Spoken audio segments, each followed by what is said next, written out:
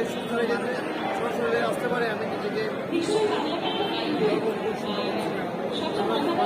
সবাই একত্রিত হয়েছে, দেশে বিদেশ থেকে অনেকে আসছে এই অনুষ্ঠানকে করার জন্য, পার্টিসিপেট করার জন্য।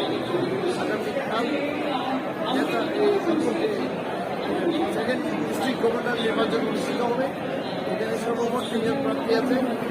আসলে কারো ভোট হয়ে এখন কিছু করতে যাচ্ছে, কালকে নির্বাচনের মাধ্যমে প্রমাণ হবে এই সেকেন্ড ডিস্ট্রিক্ট গভর্নর নির্বাচন।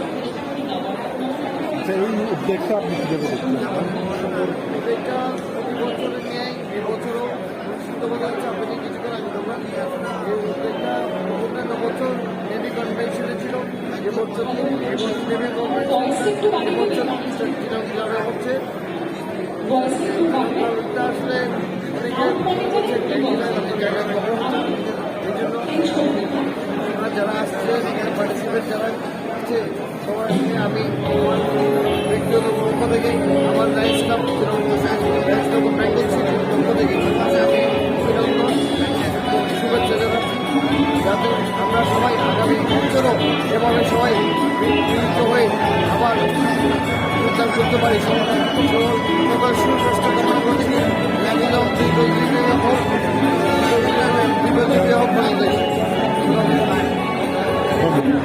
আমরা সবাই জানেন আজকে 29 অ্যানুয়াল ডিস্ট্রিক্ট কনভেনশন, এই কনভেনশনে আমাদের দিনব্যাপী আত্মীয়তার পদক্ষেপ আমি সবার কাছে অনুরোধ করছি, আমাদের এই কনভেনশনটা মাধ্যমে আমরা যে প্রতি বছর সুস্থ মানবতার সেবায় কাজ করে যাচ্ছি, হ্যাঁ, দরিদ্র মানুষদের মধ্যে হাসি ফোটাচ্ছি, ওটা যাতে আমরা এই কনভেনশনের মধ্যে আরও মানুষকে উজ্জীবিত করতে পারি, যাতে মানুষরা আরও বেশি বেশি করে সমাজের যা দরিদ্র লোক আছে, মানুষ আছে, ওদের হাসি ফোটাতে সবাই অত্যন্ত কাজ করে আমাদের ধনী লোকগুলো।